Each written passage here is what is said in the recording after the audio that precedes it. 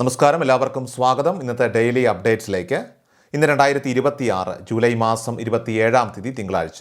ഇന്നത്തെ ഏറ്റവും പ്രധാനപ്പെട്ട വാർത്താ അപ്ഡേറ്റുകളും നാളെയും തുടർന്നുള്ള ദിവസങ്ങളിൽ നിങ്ങൾ അറിഞ്ഞിരിക്കേണ്ട, ശ്രദ്ധിക്കേണ്ട വളരെ പ്രധാനപ്പെട്ട വാർത്താ അപ്ഡേറ്റുകൾ, അറിയിപ്പുകൾ എന്തൊക്കെയെന്നാണ് ഇന്നത്തെ ഡെയിലി അപ്ഡേറ്റ്സിൽ നിങ്ങളുമായിട്ട് ഷെയർ ചെയ്യുന്നത്.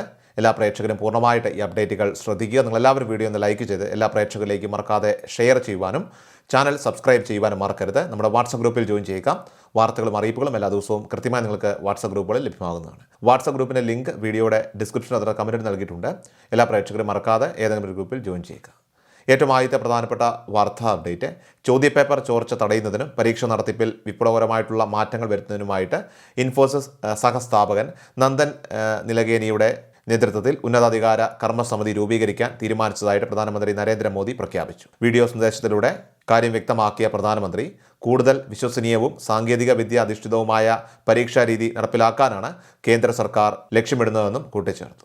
നീറ്റ് UG ചോദ്യപേപ്പർ ചോർച്ചയ്ക്ക് പിന്നാലെ രാജ്യത്തുടനീളം ശക്തമായ യുവജന പ്രതിഷേധങ്ങൾ ഉയർന്നു വന്ന സാഹചര്യത്തിലാണ് സർക്കാരിൻ്റെ ഈ നിർണായകമായിട്ടുള്ള ഇടപെടൽ ഉണ്ടായിരിക്കുന്നത്. വിദ്യാർത്ഥികളുടെ താൽപ്പര്യം സംരക്ഷിക്കാൻ സർക്കാർ ഇതിനോടകം തന്നെ നിരവധി നടപടികൾ സ്വീകരിച്ചിട്ടുണ്ടെന്നും പരീക്ഷകളുടെ വിശ്വാസ്യത ഉറപ്പാക്കാൻ കർമ്മസമിതി മുന്നോട്ട് വയ്ക്കുന്ന ശുപാർശകളൊക്കെ പൂർണ്ണമായിട്ടും നടപ്പിലാക്കുമെന്നും വ്യക്തമാക്കിയ പ്രധാനമന്ത്രി, പരീക്ഷാ രീതിയിൽ ദീർഘകാലാടിസ്ഥാനത്തിലുള്ള ഘടനാപരമായിട്ടുള്ള മാറ്റങ്ങളാണ് പുതിയ പരിഷ്കാരങ്ങളിലൂടെ ലക്ഷ്യമിടുന്നതെന്നും അറിയിച്ചു. വരാനിരിക്കുന്ന പരീക്ഷകളുടെ വിശ്വാസ്യതയും ഉത്തരവാദിത്വവും പൂർണ്ണമായി ഉറപ്പാക്കുമെന്നും വിദ്യാർത്ഥികളുടെ ഭാവി വെച്ച് കളിച്ചവർ ഇപ്പോൾ ജയിലിലാണെന്നും അദ്ദേഹം പറഞ്ഞു. കുറ്റവാളികൾക്ക് ശിക്ഷ ഉറപ്പാക്കാൻ ഫാസ്റ്റ് ട്രാക്ക് കോടതികൾ സ്ഥാപിക്കാൻ തീരുമാനിച്ചു കഴിഞ്ഞതായിട്ടും പരീക്ഷ തട്ടിപ്പും ചോർച്ചയും തടയാനായിട്ട് കടുത്ത ശിക്ഷ വ്യവസ്ഥ ചെയ്യുന്ന പുതിയ നിയമം അത് പാർലമെന്റിൽ അവതരിപ്പിക്കുമെന്നും സന്ദേശത്തിൽ പ്രധാനമന്ത്രി കൂട്ടിച്ചേർത്തു. അടുത്ത പ്രധാനപ്പെട്ട വാർത്താ അപ്ഡേറ്റ്, സംസ്ഥാന സർക്കാരിൻ്റെ 100 ദിന കർമ്മ പദ്ധതികളുടെ ഭാഗമായിട്ട് 1.5 ലക്ഷം മുൻഗണനാ റേഷൻ കാർഡുകൾ വിതരണം ചെയ്യാനാണ് സിവിൽ സപ്ലൈസ് വകുപ്പ് ലക്ഷ്യമിട്ടിരുന്നതെങ്കിലും യോഗ്യരായ 7324 അപേക്ഷകൾക്കാണ് നിലവിൽ ഇപ്പോൾ അംഗീകാരം നൽകിയതെന്ന് ഭക്ഷ്യവകുപ്പ് മന്ത്രി അറിയിച്ചു. ഇത്രയധികം മുൻഗണനാ റേഷൻ കാർഡുകൾ ഒരുമിച്ച് അനുവദിക്കുന്നത് സംസ്ഥാനത്ത് ഇത് ആദ്യമായാണ്. ആകെ ലഭിച്ച 7638 അപേക്ഷകളിൽ മതിയായിട്ടുള്ള രേഖകളില്ലാത്ത 1353 എണ്ണം തിരിച്ചയക്കുകയും മാനദണ്ഡങ്ങൾ പാലിക്കാത്ത 2011 എണ്ണം റേഷൻ കാർഡുകളൊക്കെ നിരസിക്കുകയും ചെയ്ത ശേഷമാണ് 7324 കാർഡുകൾ അനുവദിച്ചത്. ഇതുവരെ നീല വെള്ള കാർഡുകളിൽ ഉൾപ്പെട്ടിരുന്ന ഇവർക്ക് ഓഗസ്റ്റ് മാസം മുതൽ പുതിയ മുൻഗണനാ റേഷൻ കാർഡുകൾ വഴി സൗജന്യമായിട്ട് റേഷൻ ആനുകൂല്യങ്ങളൊക്കെ തന്നെ ലഭ്യമാകുന്നതാണ്. ഇതിന് പുറമെ പൊതുവിതരണത്തിനായിട്ട് 4068 കിലോ ലിറ്റർ മണ്ണെണ്ണ അനുവദിച്ചിട്ടുണ്ടെന്നും ഓഗസ്റ്റ് 1-ാം തീയതി മുതൽ റേഷൻ കടകളിൽ ഇത് ലഭ്യമാക്കുമെന്നും മന്ത്രി വ്യക്തമാക്കി.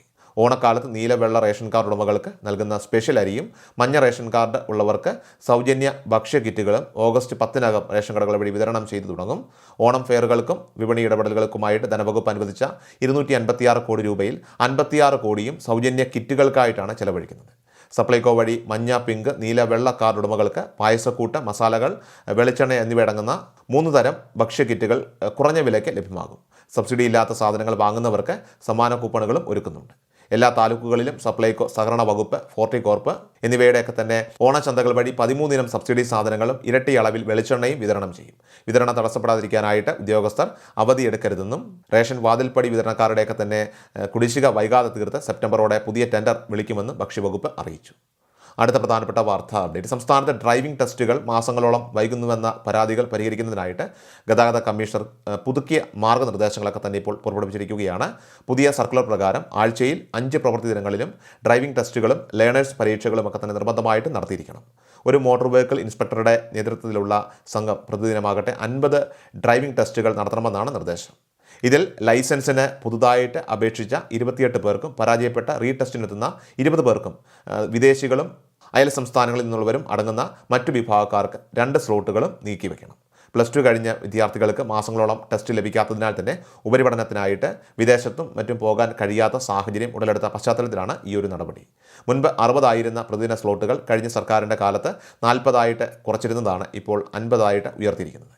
അപേക്ഷ സമർപ്പിച്ചാൽ 3 ദിവസത്തിനകം ലേണേഴ്സ് പരീക്ഷയ്ക്കും 30 ദിവസത്തിനകം ഡ്രൈവിംഗ് ടെസ്റ്റിനും അവസരമൊരുക്കണമെന്നും ടെസ്റ്റിൽ പരാജയപ്പെട്ടാൽ 8-ാം ദിവസം തന്നെ റീടെസ്റ്റിന് സൗകര്യമുണ്ടാകണമെന്നും നിർദ്ദേശമുണ്ട്. അതോടൊപ്പം ഇൻസ്പെക്ടർമാർക്ക് കോടതി ആവശ്യങ്ങൾക്കോ മറ്റോ പോകേണ്ടി വന്നാൽ പകരം ക്രമീകരണങ്ങൾ ഏർപ്പെടുത്താനും വാഹനങ്ങളുടെ റീടെസ്റ്റ് മറ്റു ഉദ്യോഗസ്ഥരുടെ നേതൃത്വത്തിൽ തടസ്സമില്ലാതെ നടത്താനും നിർദ്ദേശിച്ചിട്ടുണ്ട്.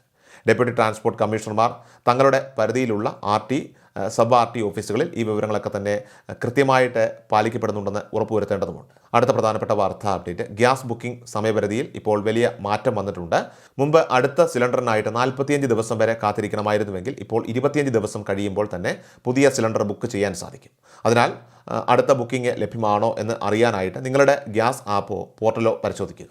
നിങ്ങൾക്ക് ലഭിക്കുന്ന സിലിണ്ടറിൻ്റെ മുകൾ ഭാഗത്ത് ABCD എന്നീ അക്ഷരങ്ങളും ഒരു വർഷവും എഴുതിയിരിക്കുന്നത് നിങ്ങൾ ശ്രദ്ധിച്ചിട്ടുണ്ടാകും. ഇതാകട്ടെ സിലിണ്ടറിൻ്റെ പരിശോധനാ കാലാവധിയാണ്, ടെസ്റ്റിംഗ് ഡ്യൂ ഡേറ്റ് എന്ന് പറയും. ഇതിൽ A എന്നാൽ ജനുവരി മുതൽ മാർച്ച് വരെയും, B എന്നാൽ ഏപ്രിൽ മുതൽ ജൂൺ വരെയും, C എന്നാൽ ജൂലൈ മുതൽ സെപ്റ്റംബർ വരെയും, D എന്നാൽ ഒക്ടോബർ മുതൽ ഡിസംബർ വരെയുമാണ്. ഉദാഹരണത്തിന് A31 എന്ന് കണ്ടാൽ 2031 മാർച്ച് വരെയാണ് അതിന് കാലാവധി എന്ന അർത്ഥം. കാലാവധി കഴിഞ്ഞ സിലിണ്ടറാണ് നിങ്ങൾക്ക് ലഭിക്കുന്നതെങ്കിൽ അത് ഉപയോഗിക്കാതെ ഉടൻ തന്നെ ഏജൻസിയെ അറിയിച്ച് അത് മാറ്റി വാങ്ങണം. അതുപോലെ തന്നെ 5 വർഷത്തിലൊരിക്കൽ ഗ്യാസ് ഏജൻസിയിൽ നിന്നുള്ള ജീവനക്കാർ വീടുകളിലെത്തി സിലിണ്ടർ, റെഗുലേറ്റർ, അതോടൊപ്പം തന്നെ ഹോസ് എന്നിവയുടെയൊക്കെ തന്നെ സുരക്ഷാ പരിശോധന നടത്താറുണ്ട്. ഇതിനായിട്ട് GST ഉൾപ്പെടെ 236 രൂപയാണ് ഫീസ് നൽകേണ്ടത്. പരിശോധനയ്ക്ക് ശേഷം അവർ നൽകുന്ന സുരക്ഷാ സർട്ടിഫിക്കറ്റ് കൃത്യമായിട്ട് സൂക്ഷിക്കുക.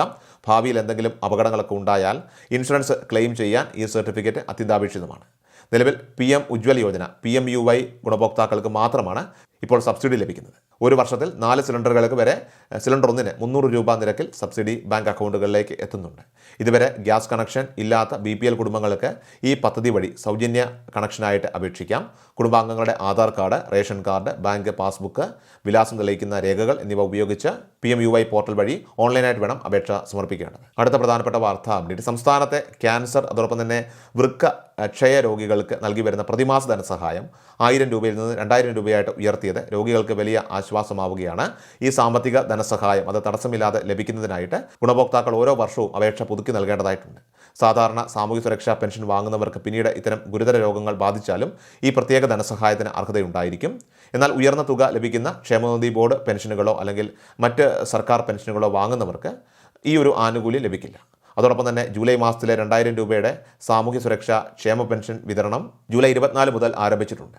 ബാങ്ക് അവധികൾ കാരണം നമുക്കറിയാം അക്കൗണ്ട് വഴി പണം ലഭിക്കുന്നതിൽ ചെറിയൊരു കാലതാമസം നേരിട്ടിട്ടുണ്ട്. അതുകൊണ്ട് തന്നെ ഇന്ന് തിങ്കളാഴ്ച മുതൽ തന്നെ പണം ലഭ്യമായി തുടങ്ങുന്നതാണ്. നേരിട്ട് പെൻഷൻ കൈപ്പറ്റുന്നവർക്ക് ചൊവ്വാഴ്ച മുതൽ സഹകരണ ബാങ്ക് ഉദ്യോഗസ്ഥർ വീടുകളിലെത്തി പെൻഷൻ വിതരണം ചെയ്യുന്നതാണ്. ഓഗസ്റ്റ് 3-നുള്ളിൽ വിതരണം പൂർത്തിയാക്കാനാണ് സർക്കാർ ഇപ്പോൾ നിർദ്ദേശം നൽകിയിരിക്കുന്നത്. കൂടാതെ NSAP അതായത് നാഷണൽ സോഷ്യൽ അസിസ്റ്റൻസ് പ്രോഗ്രാം വഴി കേന്ദ്ര വിഹിതം ലഭിക്കുന്ന 8 ലക്ഷത്തിലധികം ആളുകൾക്ക് പെൻഷൻ തുകയിൽ കുറവ് വന്ന പ്രശ്നം പരിഹരിക്കാനായിട്ട് സംസ്ഥാന സർക്കാർ 23 കോടി രൂപ മുൻകൂറായിട്ട് അനുവദിച്ചിട്ടുണ്ട്. ഈ തുക അത് വരും ദിവസങ്ങളിൽ തന്നെ അർഹരായവരുടെയൊക്കെ തന്നെ അക്കൗണ്ടുകളിലേക്ക് തീർച്ചയായിട്ടും എത്തുന്നതാണ്. വരുന്ന ഓണം പ്രമാണിച്ച് പെൻഷൻ വിതരണത്തിൽ തടസ്സങ്ങൾ ഉണ്ടാകില്ലെന്നും സെപ്റ്റംബർ മാസത്തിലെ പെൻഷൻ കൂടി മുൻകൂറായിട്ട് ചേർത്തുകൊണ്ട് 4000 രൂപ വരെ ഒന്നിച്ച് ലഭിക്കാൻ സാധ്യതയുണ്ടെന്നും സർക്കാർ അറിയിച്ചിട്ടുണ്ട്. അതിനാൽ ഈ വിവരങ്ങൾ പരമാവധി ആളുകളിലേക്ക് നിങ്ങൾ ഇപ്പോൾ തന്നെ ഒന്ന് ഷെയർ ചെയ്യുക. ഇനി ഏറ്റവും അവസാനമായിട്ട് സംസ്ഥാനത്തെ സ്വർണ്ണവില പരിശോധിച്ചാൽ സംസ്ഥാനത്ത് ഇന്നലെ സ്വർണ്ണവിലയിൽ മാറ്റമില്ലായിരുന്നു. കഴിഞ്ഞ ദിവസത്തെ നിരക്കിൽ തന്നെയാണ് ഇന്നലെയും വ്യാപാരം പുരോഗമിച്ചത്. 2026 ജൂലൈ 26 ഞായറാഴ്ച വിപണിയിൽ 1 പവൻ സ്വർണ്ണത്തിന് 1,06,280 രൂപയിലാണ് വ്യാപാരം പുരോഗമിച്ചത്. ഗ്രാം വിലയിലും വ്യതിയാനങ്ങളൊന്നും തന്നെ രേഖപ്പെടുത്തിയിട്ടില്ല. 1 ഗ്രാം സ്വർണ്ണത്തിന് 13,285 രൂപയിലുമാണ് വ്യാപാരം പുരോഗമിച്ചത്.